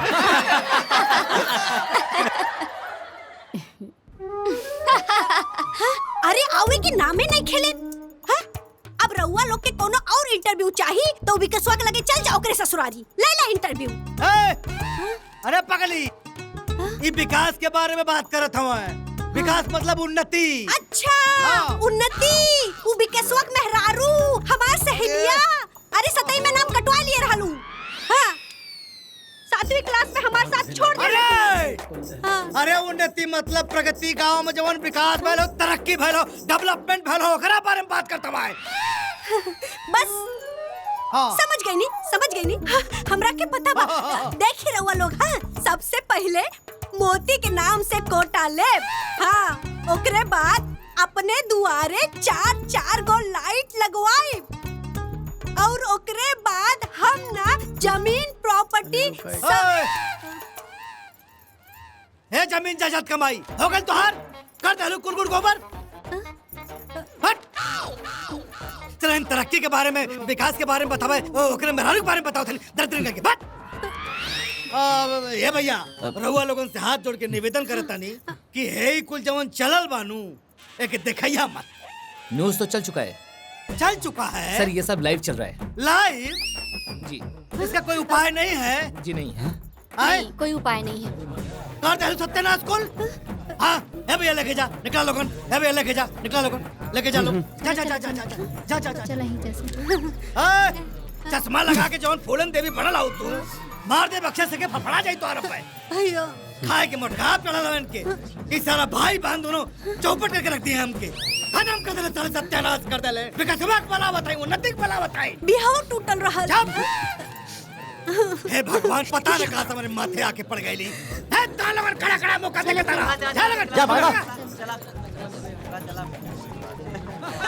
तो के तो मार दे फाटे मुतार। सरस्वती जी जहां गांव के विकास के कार्यों के लिए बात करती हैं, वहीं फूलमती जी उस विकास के बारे में बात करने से कतराती हैं। उनको तो ये भी नहीं पता कि आखिर विकास है क्या। दिन भर तो हर चक्की चलत हो, फाट जेबू कौनो दिन। हाँ मोती, चुनाव का का माहौल हो? माहौल तो ठीक है बा, बाकी जो औरत लोग बाड़ी वो खुल के सामने नहीं खी आवत। ये जाना था नहीं। ठीक बा। कुछ सोचा? चिंता मत करा, सब आई हैं। हमारा पास ओकरा खातिर मंत्र बा। ई खोपड़ी के बाद जो हमार सफेद भइल हो, धूप में थोड़ा ही भइल हो। 30 साल के इलेक्शन का अनुभव हमारे पास हो। जनता का खूब पढ़ ले, चिंता मत करा। हाँ तो कोनो मंत्र बताई ना, ना तो खेला बिगड़ जाई। कैसे खेला बिगड़ जाई? हाँ एक काम करा, तो हम लोगन 5-5 रुपया और 2 बोतल दारू आज रात में पूरे गांव में बांट दो लोगन। ठीक बा? ठीक बा। अगर बात देखिया रौला ना मच जाए तो कहिया। हाँ तो ठीक बा, अजवा रात से काम शुरू करब। हाँ जा जा जा जा। मोती चला रात के मिशन की तैयारी कर जा। ठीक चला चला भैया, हमारा काम भी चलत बा। ठीक बा। ठीक बा भैया। जा ए जी एगो से वो खाली ना। देवी जी पूरा जितना हो सकेलू, और तुम्हारे पास कोनो काम है ना? हाँ दरोगा साहब। हाँ बेटी, तो अच्छे से चला था ना सब प्रचार उचार? हाँ माँ सब ठीक बा। सब जल्दी ठीक हो जाई। बाबू रितु माई। हाँ हाँ माई। हाँ का भइल बुआ? पता चलल बा गांव में बलवंत दारू मंगोले बा। उ रात में दारू और पैसा बाटी। ऐसे तो हमनिन के माहौले खराब हो जाई। हे भगवान, ई का करिया सन? अब का होखी माई? कुछो ना होई। रउआ लोग चिंता ना करी, चली तैयार हो जाई, प्रचार में चले के बा। हाँ बेटी, चल हमनी के तैयार बन जा। चल रे, चल चल भोला। चली आई। भाग।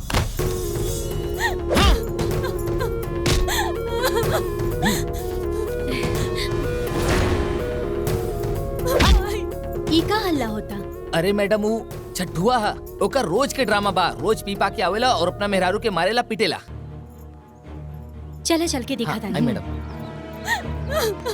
औरत पे हाथ उठा के ढेर अपना आपके मर्द समझता रखा। हाँ ए मैडम, हमरा के ढेर मत समझाए।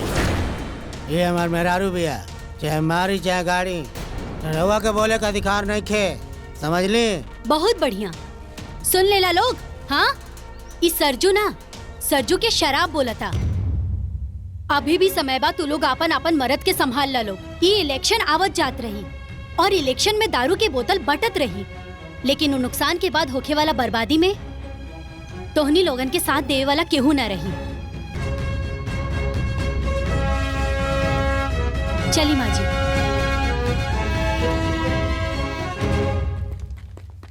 और मारा, चला मारा। हाँ हाथ उठावा। बताया जा रहा है कि सरस्वती जी और बलवंत जी के बीच कांटे की टक्कर है चुनाव को लेकर के। आए दिन लोग गांव-गांव में प्रचार कर रहे हैं। सरस्वती जी जनता के बीच जाकर उनके दुखों और दर्दों को सुन रही हैं और उनके हौसलों को बुलंद कर रही हैं। चुनाव को लेकर के बहुत बड़ी चर्चाएं हो रही हैं और कहीं न कहीं ऐसा लग रहा है कि जनता सरस्वती जी को कभी सपोर्ट करती है, कभी ऐसा लगता है कि फूलमती जी को करती है। अब जनता किसके साथ जाएगी कुछ कहा नहीं जा सकता। तो बने रहिए हमारे साथ। आप देख रहे हैं भास्कर न्यूज। अरे टोटल 40 पेटी गाड़ी भरा बा। देखा माल देखा, देसिया माल है। एकरा पीला से सुबह तक टनाटन दिद्दी परोट पड़ी। तो हर जीजी ना अब तक मार गल होती। ला ये पकड़ा। मजाक शुरू। अरे ला ना, चला आवा जल्दी। नोट लायल बड़ा की ना? अरे यार माल पूरा टनाटक भरल बानी। हाँ बस बस बस। बता बता रहा 40,000 लाई है। अरे वाह, देखा गांव वाले कोनो लौकत हो कि ना? चुप रहा।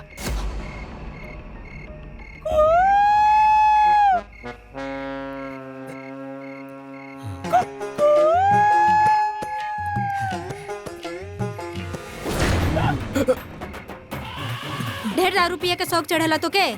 कुल दारू पिए के शौक निकाल दे तो हर हम।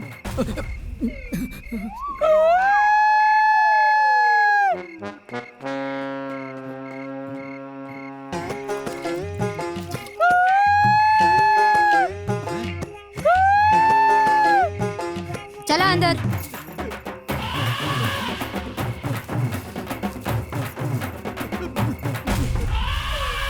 अरे कौन सिग्नल दे दो? न तोहरे आवाज में दम बा, न तोहरे सिग्नल में दम बा। अभी तक के वायल ना। चुप रहा बा। तोहरे ही शहर से हमार जीजा 30 साल से चुनाव हारत बा। दे करत रहा बा। शांत रह।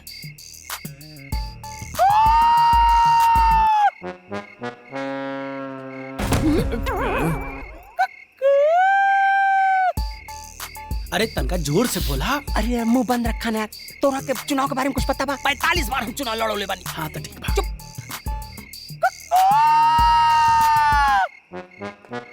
जात है जल्दी जल्दी।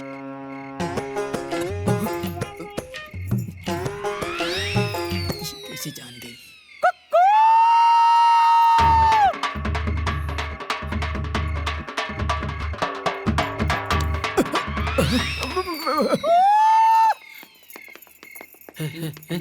लागत बाकी कोनो का पैर आवत बा। खाओ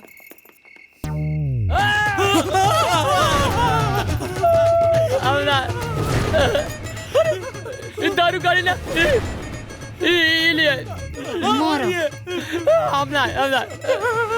ए भाभी, अरे हम बलवंत उनका हम सार है।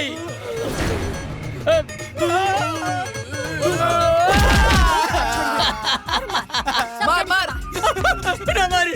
बेलना लेके वोट मांगत रहा। बेलना मार मार इनकरा के। पकड़ा पकड़ा मारा एकरा के। पकड़ा पकड़ा। अरे रुको, कहां भागत बड़ा? रुको। पैसा बांटत रहले, राते राते दारू बांटत रहले। ला वोट लिहा वोट। भागत कहां बड़ा? रुका रुका ना। किताबी वोट दिया ए माई। मारा दबा के। पकड़ो पकड़ो पकड़ो।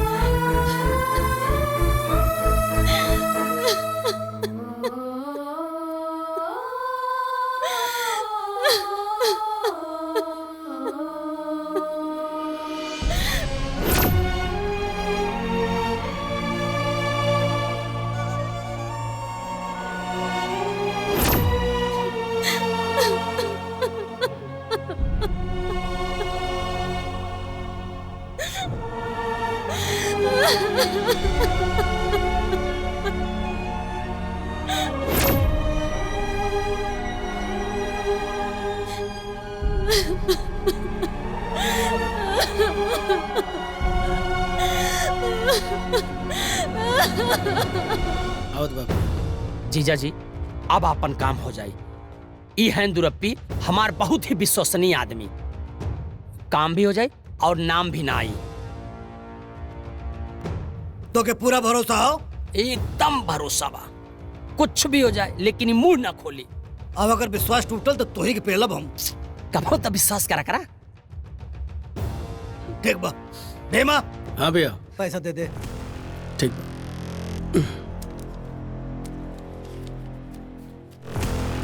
हेलो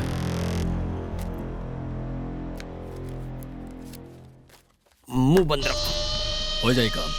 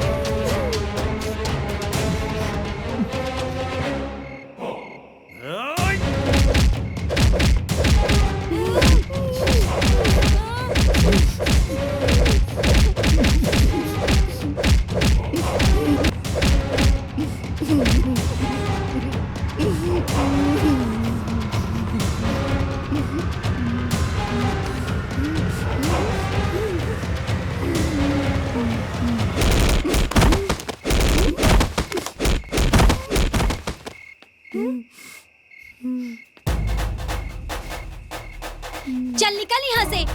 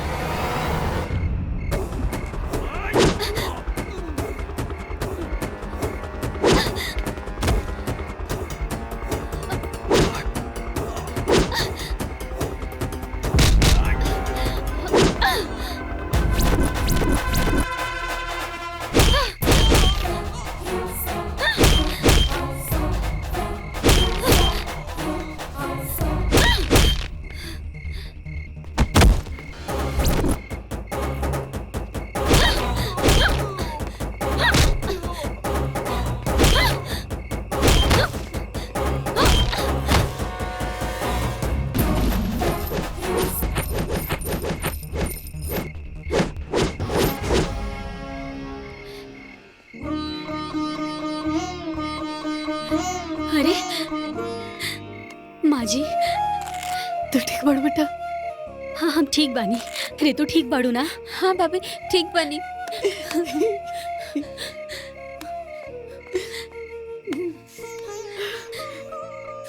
भोला भोला। हाँ ठीक बनी। इस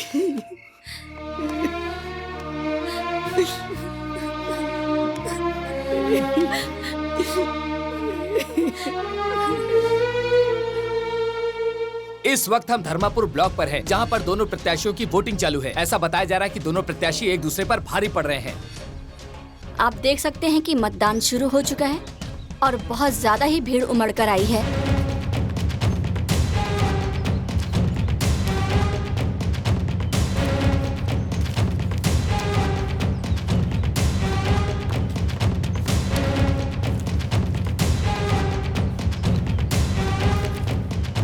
अभी तक माना जा रहा है कि 70% वोटिंग हो चुकी है, 30% बाकी है, जो कि 5 बजे तक हो जाएगी।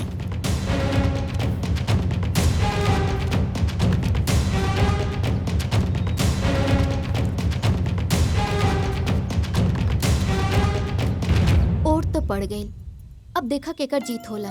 4 गो मंडली जोड़ के ऐसे ही हल्ला करे के होके तो केहू भी प्रधान बन जाई। लेकिन ऐसन भइल तो बलवन के किस्मत तो धुला जाई, लेकिन हाँ गांव वालन के किस्मत में तो दुख लिखा जाई। सही बात बा ना? देखा भगवान के का मर्जी बा। अब तो काल वोट गिनला के बादे पता चली कि का होखे वाला बा। बलवंत के पलरा भारी लागता ई बार उहे जीते हैं। ऐसा ना बा, पूरब के टोला के वोट बलवंत भैया के झाड़ के गइल बा। उत्तर के टोला से लेके दक्षिण के टोला तक कुछ ना कुछ वोट बलवंत भैया के पड़ल बा।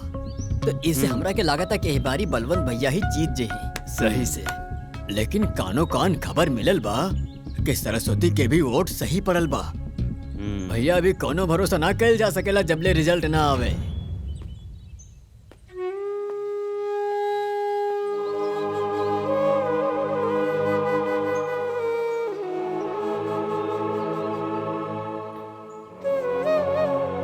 प्रणाम माँ जी। खुश रहा, तहर जीत होके। आई भोलवा कहाँ रह गई हो? पता ना माँ जी। आ गई। अरे कहाँ रह गई हो भोला? आई जाना तारा ना कि गिनती में जाए के बा देर हो रहल बा। मायू हम मंदिर गल रहनी पूजा करे, हमके लागता कि उ बलवंत ना कौनो सेटिंग कैले बा। माँ जी रुआ चिंता ना करी, रुआ बबुनी के साथ में घर में रही, हम और भोला आवत अनीजा काउंटिंग करा के। विजयी भवा। चला भोला। जी मैडम। हे भगवान। आप लोग शांति बनाए रखें। ग्राम पंचायत सेरवा की मतगणना शुरू हो गई है। मतगणना 3 चरणों में पूरी की जाएगी। आप लोग धैर्य बनाए रखें। चले क्या? सेरवा ग्राम पंचायत की पहले चरण की मतगणना पूरी हो गई है। फूलमती अपने निकटतम प्रतिद्वंदी सरस्वती से 150 वोटों से आगे चल रही है। देख लिया चाचा जी, ये सब हमार दिमाग के कमाल है और हमार सेटिंग के कमाल है। पैसा के वजन काफी बा, कौना भी कीमत पे हमरा के चुनाव जीते के बा। कुछ भी करिया, ई बार हमार बहनिया के चुनाव जिता। ठीक है, हो जाएगा। ऐसा है तुम्हारा टकला नहीं कंप्यूटर है। तुम एक काम करो, फटाफट जाओ माला और मिठाई लेकर आओ बेटा। सेरवा ग्राम पंचायत के दूसरे चरण की मतगणना पूरी हो गई है। दूसरे चरण में सरस्वती अपने निकटतम प्रतिद्वंदी फूलमती से 350 वोटों से आगे चल रही हैं। सरस्वती देवी जिंदाबाद! सरस्वती देवी जिंदाबाद! अरे भैया अभी तीसरा डब्बा बाकी हो। शांत रहा, आगे गिनती बाकी हो। सेरवा ग्राम पंचायत की तीसरी और आखिरी चरण की मतगणना पूरी हो चुकी है। तू देख ली। सरस्वती अपने निकटतम प्रतिद्वंदी फूलमती से 750 वोटों से विजयी घोषित की जाती है। इस समय हम सरस्वती जी के घर के बाहर खड़े हैं और सारी जनता उनके घर के बाहर है और बहुत ही ज्यादा खुश है जनता। सरस्वती जी ने इस चुनाव को अपने दम पर ही जीता है और वो भी 750 वोटों से। खुश रहा बेटा, आज हम बहुत खुश बानी। तू हमारा कुल के मर्यादा रख देलू। तू हमार बहू ना, हमार बेटा बड़ू। तू हमारा खानदान के मान सम्मान अभिमान बड़ू। तहरा पे हमरा बहुते गर्व हो रहल बा। ना माँ जी, अभी हमार कर्तव्य पूरा नहीं खे भइल। भोला जी मैडम। फोन दा।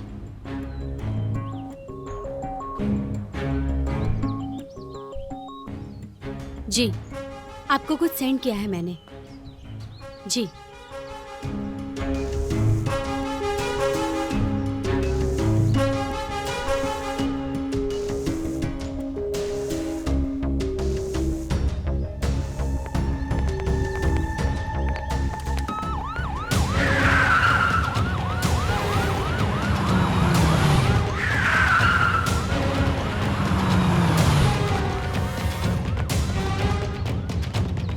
अरे अरे मोबाइल का भाई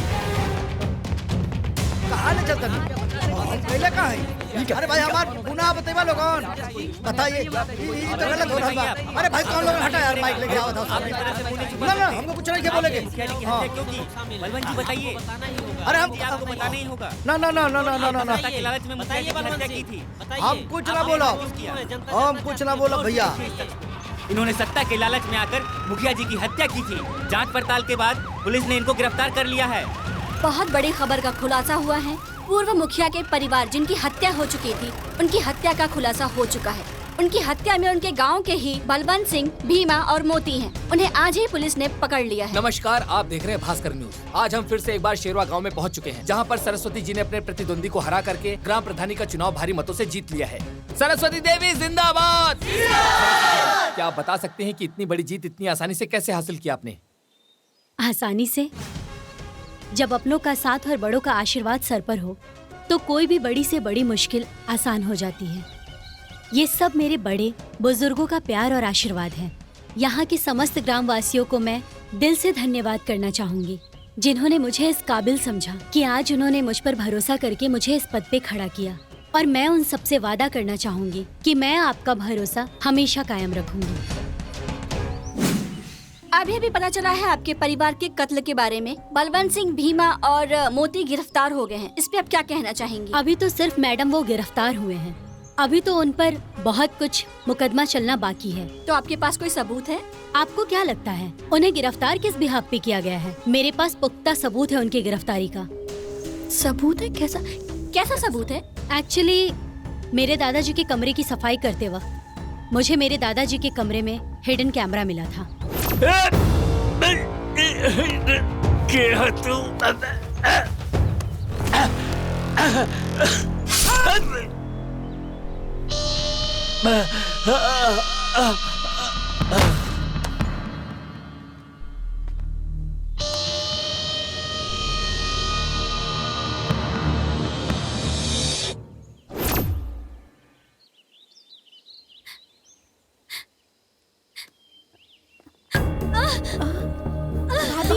भाभी कहाँ हो गई?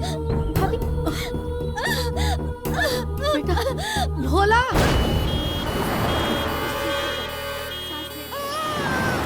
बधाई हो, लइका भइल बा। भगवान के आशीर्वाद से जच्चा और बच्चा दोनों ठीक बाड़े।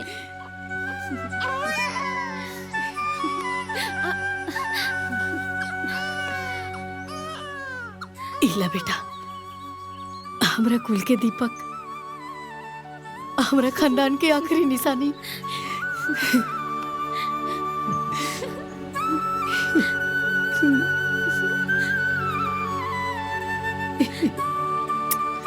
बधाई हो।